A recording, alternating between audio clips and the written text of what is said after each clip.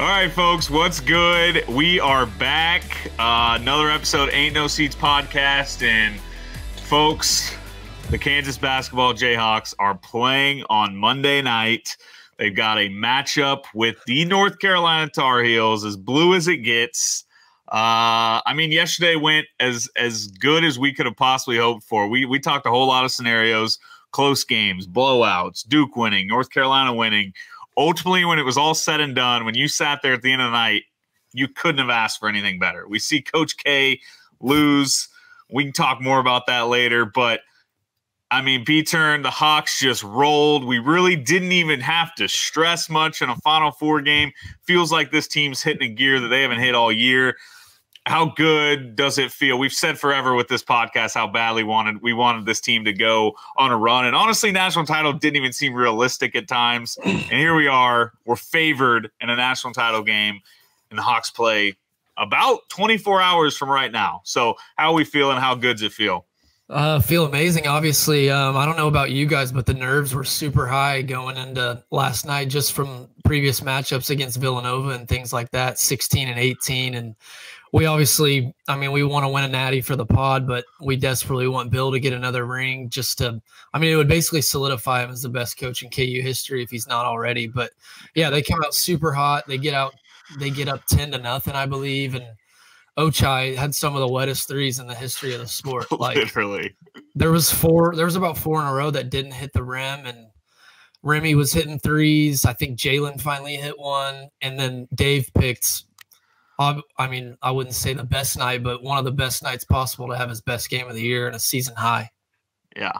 The Dave performance was we've joked about it, we've talked about it.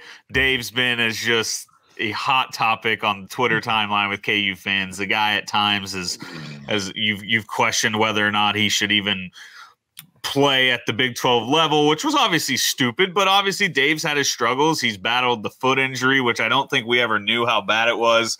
But to see Dave, and I tweeted this last night in AB, Dave is one big game. If Dave goes for 20 and 10 tomorrow and we win the game, he's going to be in the rafters. How hilarious of a thought is that? He'll win MLP. That makes you an auto rafters guy. Big Dave McCormick will be in the rafters forever. How hilarious is that? It would be so funny after everything we've said about him for 4 years now.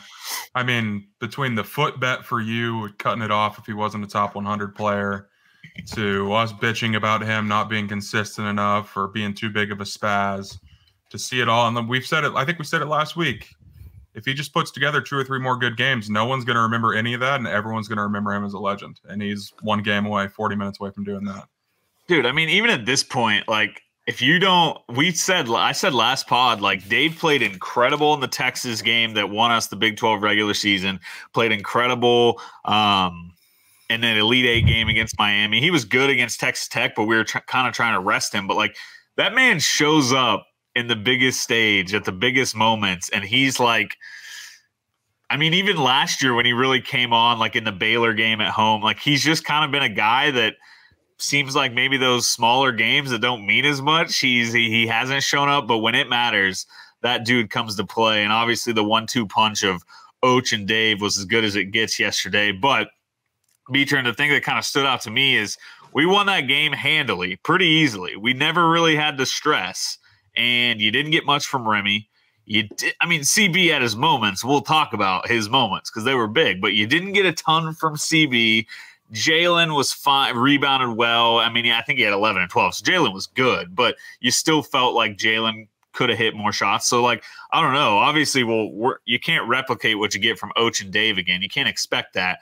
But we did just handle a 2 seed pretty easily, whereas I felt like we still had some left to give from our other guys. So how good do you feel going into Monday night based on how everyone's looking?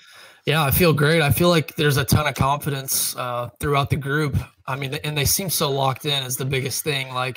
You just see it from the interviews, from the videos after the game. They just don't look like they're pleased, really. They're not satisfied yet. And I kind of said it after the Miami game, that second half against Miami, I felt like was going to give them a boost of confidence going forward. Because they outscore a hot team that beat Auburn, who I mean, at one point it was the number 1 team in the country, and they dominated Auburn, and KU's down 6 at half, and they outscored 47-15 in the second half. And Remy really willed us against Creighton and Providence, and then Oach kind of had some pressure on the Elite Eight, went off, and now I don't think he received a vote for National Player of the Year. He seemed a little motivated by that too last night. Yeah. So Oach looked amazing. Like, I think he missed a pull-up jumper and a wide-open 3 in the corner when we had basically iced it. So, yeah, I feel like these dudes are really confident. Bill Self said for the last month or so that they just know they're really good, and they have that swagger and cockiness that I just love. Yeah, I mean, we've said it, and at some points I wondered if we were kind of just full of crap because, we're idiots at times. But, like, this team, and I think it's very clear now, this team was not happy to be here. We pegged Villanova as the happy to be here team, and that just seems so true. Like, the revenge that we got, I mean, we never got up 22-5, but my goodness, what were we up, 18-4? Like, we were up quite a bit. We got it up 38-19. Like, they struck back a little bit, but, man, it was just this team came. They showed up on a mission. I love how they keep talking about how they're doing this for the 2020 team, things like that, just because this team – it just feels so much different than it did in 2018, the way we've shown up and just seem ready to genuinely win a national championship. Like, you kept just hearing, even after the game, as the players were walking off the court, one more, Monday night. Like, it was a quick little celebration. You never want to take for granted winning a Final Four game because those are really hard to do. But to just move on quickly and be ready for Monday night, it feels good. AB, you're a big DeJuan guy. And before we get into talking North Carolina, I want to talk more about this game. The fan base, you talk fan base and criticism. We talked Dave, but how nice was it to see DeJuan Harris, a guy that's been questioned all year, not being good enough to be a starting point guard in a Final Four team, not being a good enough offensive guy, can't shoot. I think DeJuan Harris made, outside of maybe the Christian Brown shot late, like DeJuan Harris, we were down. Our lead got cut to 7, and DeJuan came down and just answered with a 3 to get it back to double digits. Just as a big DeJuan guy, how happy are you to just see that DeJuan kind of silenced anyone that could doubt him at this point, one with defensively and his offensive game? I was so juiced about it. And it was like the last thing I expected too, because every time you play in like a big football dome or anything, everyone's always worried about the shooting.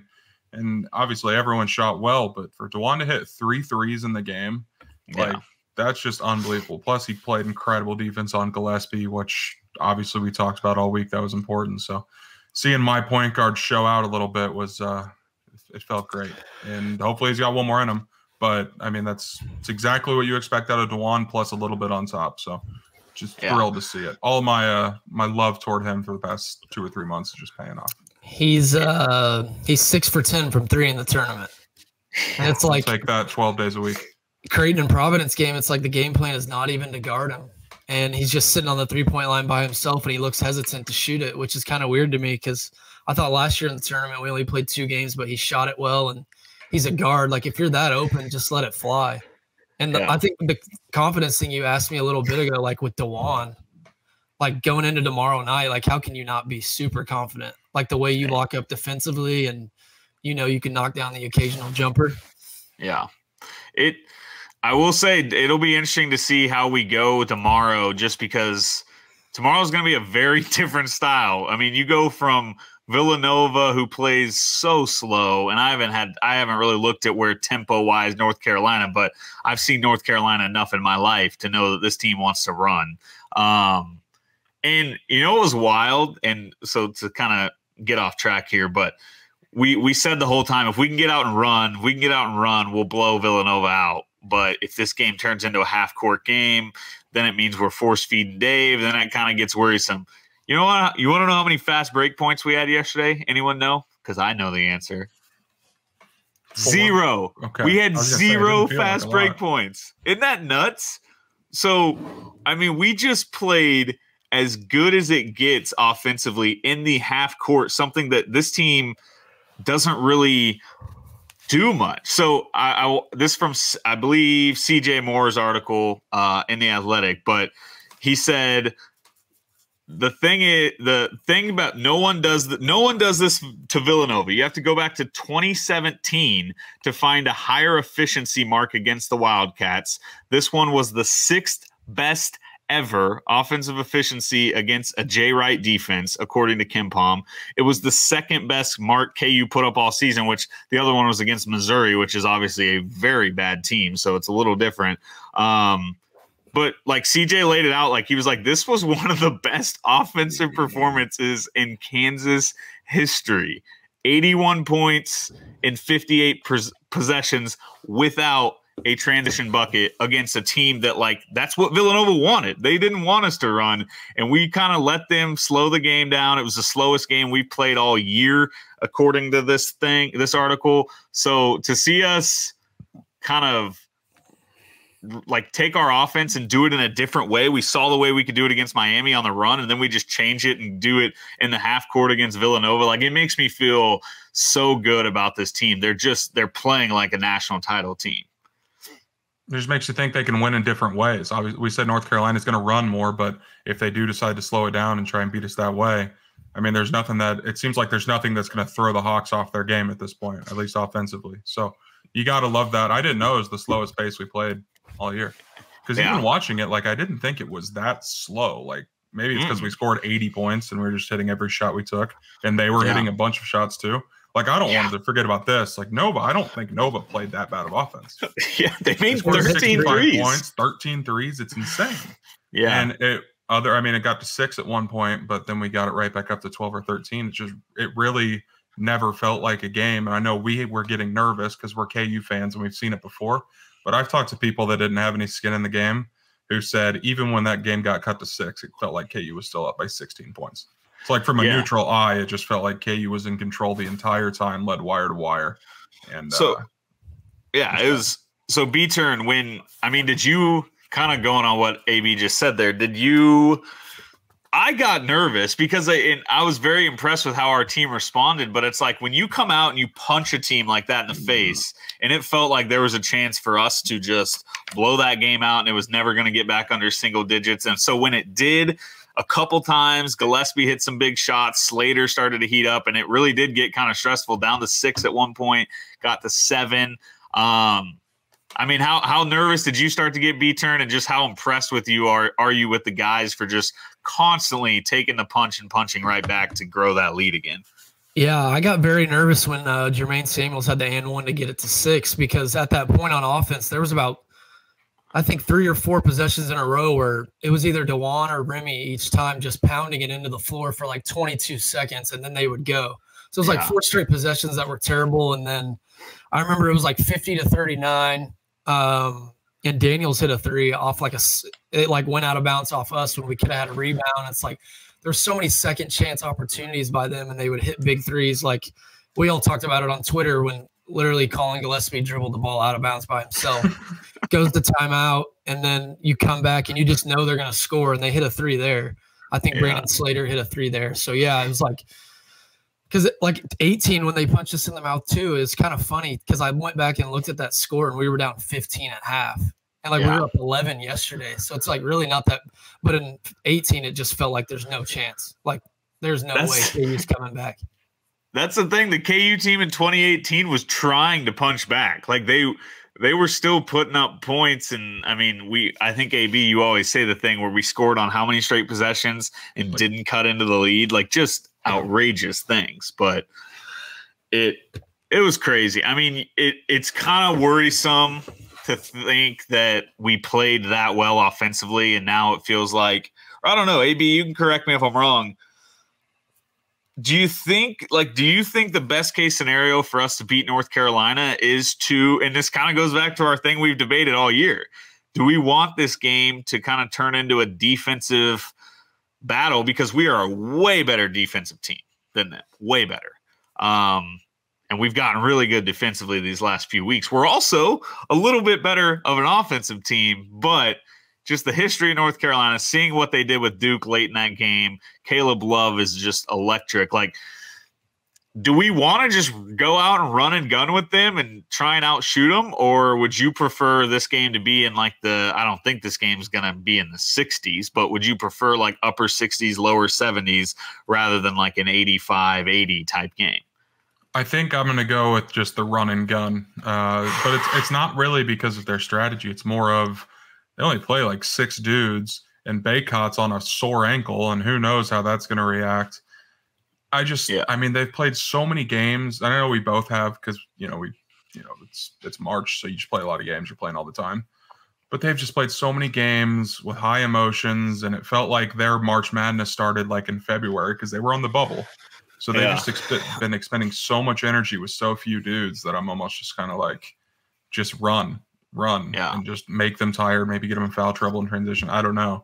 But I'd rather that than try and slow it down, even if that may fit our style more than theirs. I just think we can be better going fast, even if that's how they want to play. Yeah. They're going to run. Yeah. RJ Davis and Caleb Love are electric. Like, they're just going to run and gun, pull up threes, pull up mid-range. And if they do, like, that's the thing. If they do miss jumpers, like, Baycott's probably going to clean it up. He has 43 rebounds in the last 2 games. Yeah. It's so crazy. Did you guys hear what Bill said today? Did you guys listen to that? So he was talking about Carolina, and he said that in the whole NCAA tournament, KU as a team has shot 91 threes. And between Manick and Love, they've shot 90, just them two. Dude. In the tournament. Yeah. It's crazy. That's why running with them, I mean, I think we have to do it. We've gotten here with our offenses. We have a better offense than them. We just do. Now, maybe we don't these last few weeks, but running scares me. But if we play even remotely close to the way we played last night, we will win by double digits again. And it will be like, I know people will say it was a weak run. We didn't play a lot of good teams, but I mean, we have a chance to our Elite 8 game. We won by 26. We won our Final Four game by 16. If we can play similar to the level we played the last 3 halves of basketball and win by double digits again, you start to be like, wow, okay, maybe that wasn't a weak road. That team's just freaking elite and showed up and we are peaking at the exact right time. Like, the last 3 halves of basketball you can't ask for much more from this team. So North Carolina is scary, but AB, I think me and you were saying it last night. Like, imagine telling us 3-4 a month ago that North Carolina, we're playing them in a national title game as an 8 seed. We are celebrating. And North Carolina is a terrifying team because they just came off one of the more impressive wins that you can win in college basketball. The pressure, the way it could have negated their big win at Cameron, and to step up and do it again was incredible. But AB, you called it before. Classic letdown spot. How are you still feeling good about that prediction you had? I think so. I'll hold back on the 89-52 final score prediction for this one that I had last week. But no, I just say, especially the first 5 minutes or so. When Baycott's hobbling around, getting used to the adrenaline and everything, and that's just typically where the letdown spots happen is in the beginning of the game. Yeah. So I'm not saying you have to go on a 10-0 run and make 3 straight threes to start the game again, but ideally you punch them right in the mouth, you get ahead, and you can just kind of go from there. Not cruise, but put it in cruise control and just keep it with between 6 and 8 points throughout the game, maybe more. But the longer they hang around, we've just seen it. They're sick. And they can make you pay because they can. They'll hit random 30-foot threes, and next thing you know, you're down by 2. They did to Duke last night. They were down 4, and then all of a sudden they were up 8. They went on like a 12-0 run. Yeah, that shot Caleb Love pulled up over Mark Williams to dagger that game was just. It's scary because we've seen us. You get flashbacks to Auburn. The way they in Villanova, the teams that just launch from 3 like that, we've had some bad luck, but I don't know. Our defense, I feel pretty good about the way this team is guarding right now. Yeah. B-turn. Can you believe that Brady Manick could be a reason we maybe don't win the national title tomorrow? That part of it all is making me sick. It's crazy. Like, yeah, we're used to him from OU, but I was looking at his numbers last night. Like, I feel like I always thought he was kind of stinky at OU, but like looking at his numbers, he was like close to 40% from three every year. He's like 37 or 38 for his career. And right now he's averaging 20 and 7 in the tournament. And he's 19 for 40 from three, which is 48%. And then like just looking at all their guys in the tournament, like RJ Davis is averaging 15, 5 and 6. Caleb Love's averaging 20. Baycott's averaging 15 and 17. And then and they have three guys that are in the starting lineup that are over 6'8". So it's like, it's kind of weird, like thinking about who we're going to match up with who. Cause I know like Leaky Black doesn't score the ball. Like he won't shoot, but I was like looking him up a little bit, and like UNC fans, make it seem like he's like, some UNC fans think he's the best defender in UNC history. He's like the Marcus Garrett of KU 2020. Like he's like their fifth best player probably, but he brings something they desperately need because like Brady Manek's not guarding a lot. I think even Davis and Love struggle to guard at times too. So it's like Leaky Black gives them that element that takes them from a really bad defensive team to a team that can actually get stops when you need to get stops, put him on a good player. I assume he'll be on Ochai. So yeah, that's my worry. Like I think Leaky's going to be on Ochai, and then I'm just nervous for this matchup. Like Leaky, he was on AJ Griffin on both games at Cameron and last night. AJ Griffin's going to be a lottery pick, and he held him to 3 for 12 combined and 11 points in both games. And then I just think their guards, like, so Leaky's going to be on Och, and then their guards are, I mean, I would say they're just as good as ours right now. And then I would say Baycott's better than Dave, and then Manek can get out and shoot, and he's like 50% for the tournament. So I'm just a little worried for this matchup as a whole. Like, I don't know. They're hot. I was terrified to have them as our 8 seed. Yeah. So I want to go into the matchups a little bit, but you kind of brought something up about it feels like Leaky Black being on Och is going to make it so like a guy like CB is going to have to step up. But I want to talk about CB because I was tweeting a lot yesterday, like, man, where's CB? Like, it feels like this game is missing a CB moment. You know, CB finds a way to come up big or at least interject himself into games. Like, he's always a major part of the games, and it felt like he was just kind of floating around the court last night, and it was getting concerning. But then you sit back and you're like, no, we've seen this dude. He's gonna have a moment. And then late in that second half, I think they'd got it to maybe 7 again, and he came in, or maybe 8. He drove in, he got the floater, and then the next play, he gets the shot at the shot clock buzzer to, I mean, pretty much dagger. That was ball game. He yelled at the crowd and said, "It's over, B word," or whatever. B word. I mean, do you trust CB? Obviously, I said, like, he was kind of floating around not doing much, but he did step up and essentially dagger the game. Do you trust CB if Och is contained by one of the best defenders in the country? Can he be a guy that kind of leads the way scoring wise? Because I think, I don't know, you can't expect DeJuan to shoot like he did again. So it's going to come down to, I think, guys like CB, Remy, and Jalen to really get points and keep up with the Carolina offense. I was going to say Jalen for sure, because if he's going against Brady Manek, I'm going to trust that matchup all day long. Just drive to the bucket, dish off to Dave like he did a few times yesterday, or just scored himself. So hopefully some shots start falling for him. But, yeah, I mean, I just have a feeling of a Remy game. It's been a minute. So do I. This game seems – this is a Remy style too. Like, Carolina's not going to be in his shorts guarding him. Like, they're going to kind of let Remy play free a little bit. And this is where he thrives. And nobody loves this is the biggest stage that any of these guys will ever play on, assuming they don't play in a Game 7 NBA Finals type game. But, like, I mean, Remy, is just so ready for this. And it does feel like if you get in an up-tempo run-and-gun game, Remy's going to stress us out because that dude will start chucking. He'll see Caleb Love chucking, and he'll say, "Oh, I want to do that too." Mm-hmm. But man, if he gets some of them to fall, it could be really fun. Yeah, and I feel like he could open a lot of things up for Och too, like just with dribble penetration. Yeah, with CB, I feel like I love CB, but over a 40-minute span, it kind of scares me because sometimes I feel like he disappears a little bit and isn't as aggressive. Like yesterday, he wasn't even looking for shots until late.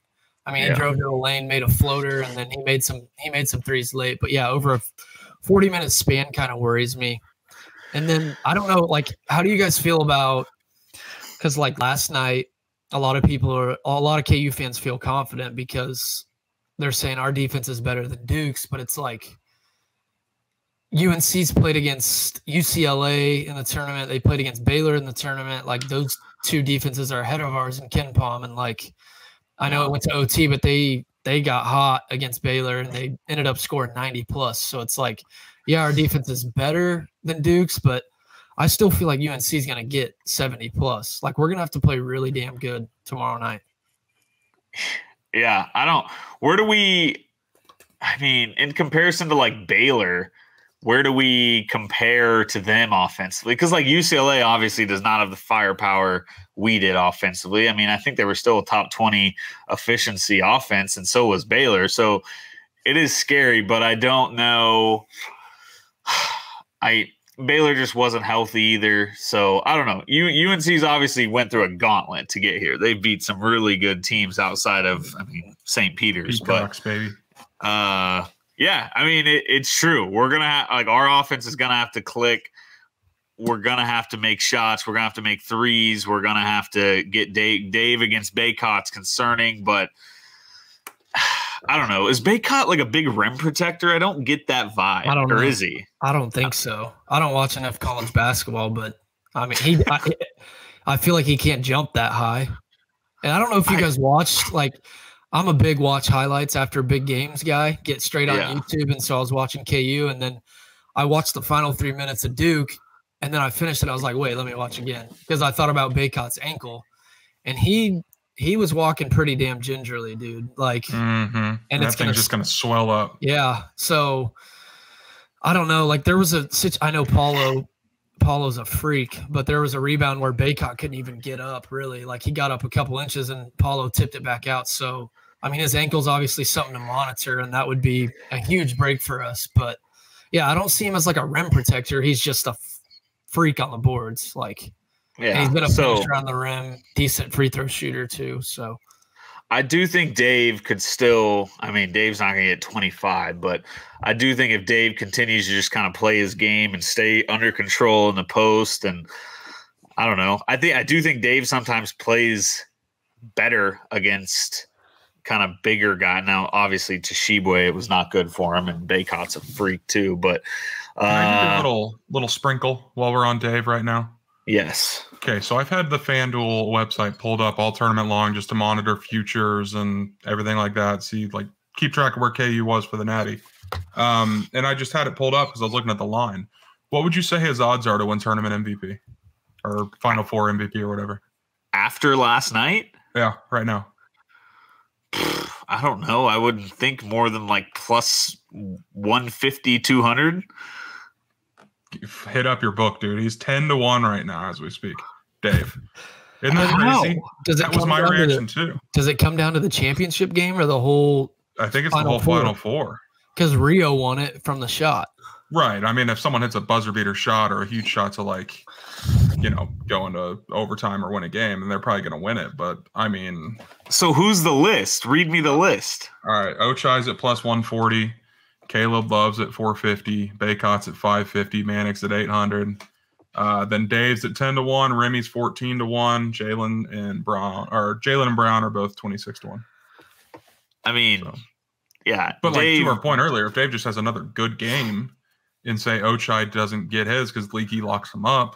Yeah. And we win a game because of, yeah, if we win tomorrow and Dave scores 16 and 8, but Och only has 12, like Dave's getting it. Like Dave has a lead right now on Ochai, even though Ochai was great. And I wouldn't be surprised if Och is the leader, just because I think when it comes to those voting, like it's more name recognition. Och's shots were the start he got off to 4 for 4 or 6 for 6, but that first start in the first like 10 minutes, that sticks in voters' minds and things like that. But if you just strictly look at overall performance, Dave should absolutely be the leader. I would argue Man. Dave had better highlight plays. That dunk that he had. I mean, he had a couple of dunks on in transition a little bit, and I think he won the player of the game on the broadcast. Right? They had a whole feature of him in the after the other 4 timeout. He was 10 for 12 from the floor and missed a dunk where he jumped 3 inches. Oh my God! I saw that early. I saw that earlier, and I was like, that can't be right. And it's just been sitting at it all day long. So kind of crazy. That is crazy. I kind of wanted to talk about matchups with you guys for a little bit, just because it almost feels obvious that they would put DeJuan on Caleb Love, but Caleb Love's kind of a taller guard. He's 6'4". I think DeJuan's probably 6 or 6'1", whatever they list him at. But because it's RJ Davis is on fire.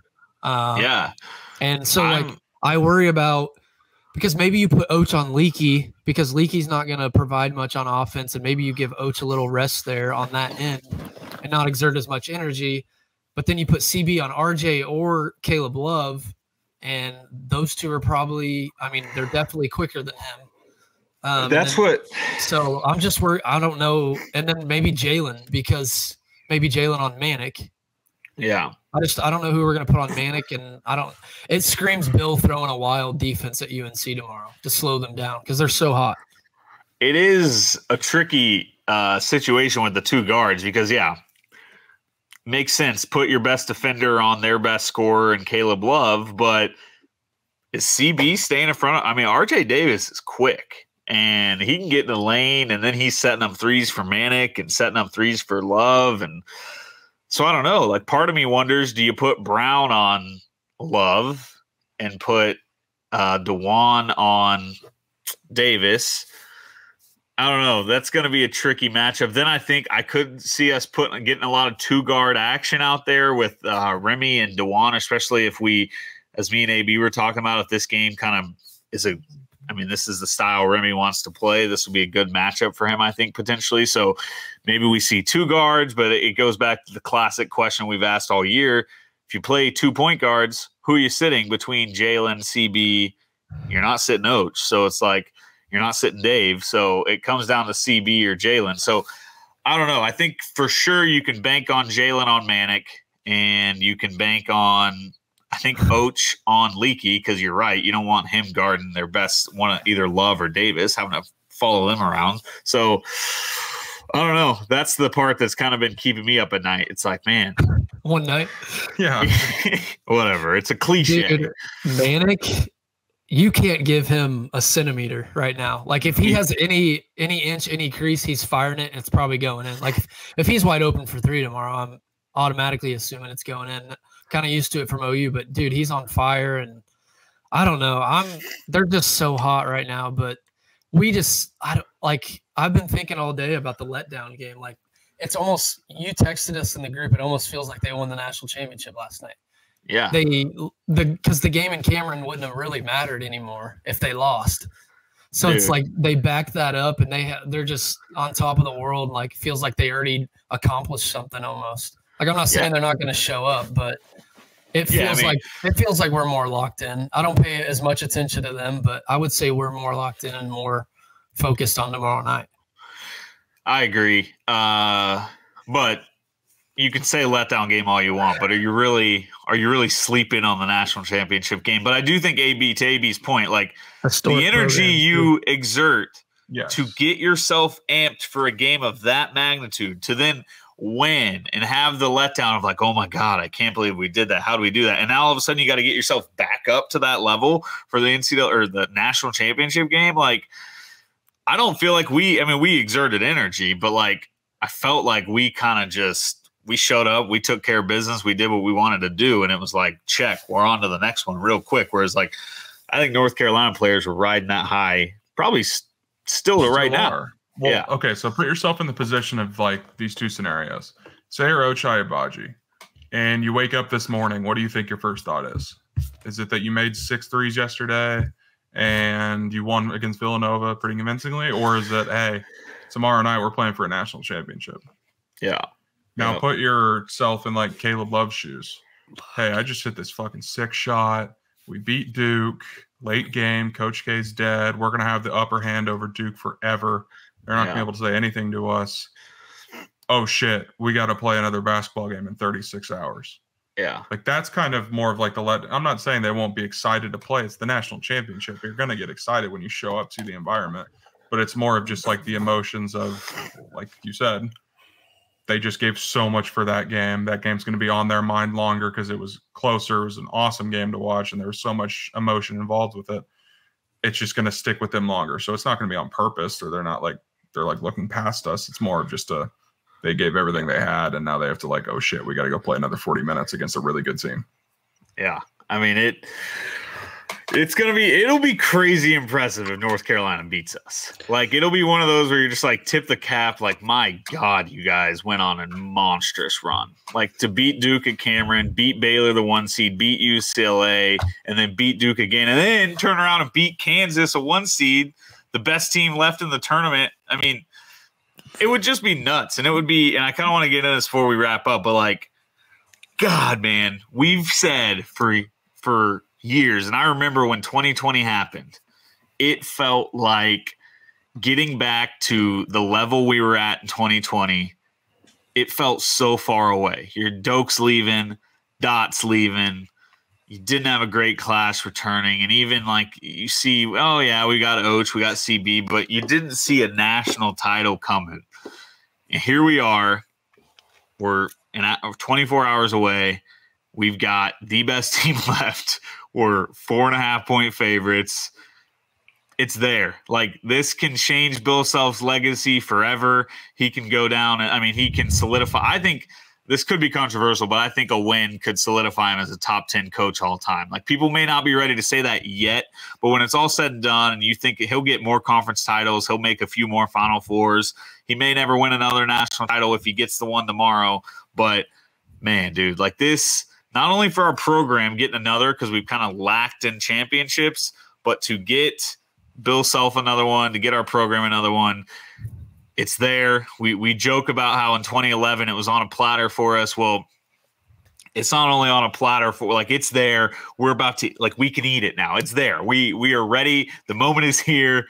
And I'm like so nervous. Like, I want to win this game so bad. Whereas that 2012 national title, it was kind of like, if we win it, it's the greatest thing ever, but like, whatever, we did what we did. Like, now I'm like at the point where does this game tomorrow have potential to be one of the more like gut-wrenching losses in a long time if we lose? Because how hard is it to get back? Like, we're just going to be like, when are we ever going to win one? That's going to be our thought process right away. UNC's hot, but we're in the national championship. It gets an 8 seed. And yeah, Bill's resume, dude, like, never been worse than a 4 seed. So many 1 or 2 seeds, so many Elite Eights. He's been the Elite Eight half the time at KU. So many conference titles, so many conference tournament titles, 4 Final Fours. And if he gets that second ring, you can't say shit about him. You can't. Do you guys think there's added pressure with what he's been saying all week now that we're into the title game, where he said, for as many good teams as we've had and as many chances as we've had, we don't have enough championships? Do you think there's any shred of a chance that can make them come out tight tomorrow, knowing that like they're right there and that's what they're playing for? I don't think so. My thing with this team is I just feel like they're so like focused and determined and loose. I don't know if you guys get that same vibe, but I feel like they're so focused on revenge in 2020, and I don't know. It's just they just seem so locked into win a natty, like everyone is gonna be. But I just feel like it's a different mindset from this team, especially from 18, and they just have one goal, and we got a bunch of seniors and things like that. So I would hope they don't come out tight. But I mean, that big of a spotlight, and KU hasn't won one in 14 years, and Bill kind of gets crap for it. So we better not come out tight, because UNC can get hot quick. Yeah, that is the concern, is like, how do we respond if Caleb Love and Manick come out and hit, I mean, 3 threes in the first 2 minutes and it's 9-2. Like, I trust this team to respond, but North Carolina can just hit so fast. And it is a team that if you come out tight, they can take advantage really fast and make it hurt. But the Baycott thing's huge too. I mean, yeah. Because if they're not hitting threes, because that's the thing that worries me with them shooting it, is like Baycott's probably going to clean it up, and they're going to get a second look at it like Nova did last night. So if he's out, especially with their rotation, dude, like, you go look at some of their box scores, and there's times where they're 6th or 7th, man. They play like 1 or 2 minutes each, and all their starters are playing like 38 plus minutes. So getting one of those guys in foul trouble could be massive. So I'm just looking at their latest game, like kind of their schedule. So obviously they put up 81 against Duke, but scored 69 against St. Peter's, which I'm not putting much into that because that game is pretty much over. But I mean, 73 against UCLA, that makes me feel good. Like UCLA was able to kind of keep them in check. Carolina just made the plays late. 93 against Baylor, a game that went to overtime, and North Carolina was obviously for 30 minutes of that game was the most electric basketball team you'll ever see. 95 against Marquette, terrifying. But then you're like, okay, 59 against Virginia Tech in the tournament, 63 against Virginia. I don't know. They have off games offensively. Like, it is very doable if we come out and play the defense we've been playing for this game to be in the 60s and 70s. And I know you said you want to run, AB, but I trust us. I don't know. I just trust Bill Self to outcoach Hubert Davis late in the game. If it's in the 70s, 60s, but man, if this game's in the 80s and it's just one of those up and down games, like that's where UNC thrives. That's where they want it to be. But I mean, we haven't talked about him yet, but we should just say that we're overthinking this, and we have been for the last 45 minutes. A guy named Hubert, is he really going to win a title? Year one, we've said it 100 times. This will get clipped forever. That's if fine. We're wrong about that. I'll take that heat. One thing I did want to add, and it's kind of a little bit against the emotional letdown. Is it at all that Carolina could be a little bit happy to be here at this point, but in a way that benefits them? Because if they lose this game, yeah, the seniors are going to be sad, whatever. But as a whole, Carolina is going to be thrilled with this season. They ended Duke. They go to a title game as an 8 seed. Hubert Davis's first year. Like, this season's already like if they lose, it's whatever. For us, if we lose, we just talked about it a few minutes ago, we're going to be devastated and look back on this one for, depending on how long it is until Bill wins another. But if he doesn't, I mean, this could be one where we think about it forever and it bites us in the ass more than any other loss we've had. It's Kentucky KU 2012 kind of flipped, and now a little different. We weren't an 8 seed, but we were definitely we were happy. A bigger underdog. Yeah, we were happy to be there in the national title game. In Kentucky, it was like Calipari hadn't won a title yet. They'd been to the Final Four the year before, and it was kind of like, okay, man, if Calipari can't get the job done with Anthony Davis and this team, it's like, what is he going to do? So, yeah, we were playing like nothing, house money, nothing to lose at that point. And I think that's how Carolina feels too. And they do just play so free and so loose. So we'll see. But God, man, 40 minutes, 2 teams. We're the better team, been the better team all year. I feel good. I'm nervous as human can possibly be, but we'll take it all day. Let's wrap this up. I want to get predictions. B-Turn, I'll start with you. The Kansas Jayhawks are playing in a national title game tomorrow night. What is your official prediction? How do you even pick? I can't pick against us in a national championship. There's just no way. I think it's going to be pretty high scoring. I think it could be right around the 80s. I mean, the over-under is like mid-150s, so I'll go 81-77 Kansas. That was the Duke UNC score. That would be wild. AB. Give me I hate this. Give me the basketball Jayhawks 79-70 final. Pull away late with free throws, just a title game. They're going to be fouling until it's literally impossible for them to come back. So I think it's closer than 9 throughout the game, but a little bit of a misleading final score. I think this, I've been thinking about it all day. I think this is going to be like the most stressful game of all time. Like, I think comes down to the final minute, comes down to who can make plays. I think our team's battle tested from the Big 12. We played in so many close games. I like to think that if it comes down to that, I like our chances. So I'll go 75-71. Hawks win and just a grinder. What? We're going 75 points and two natties in a row. 2 natty 75, 68. I was going to say that we're going to hear this final score for the rest of our lives on an intro video. So if whatever sounds right to you guys. 75-71.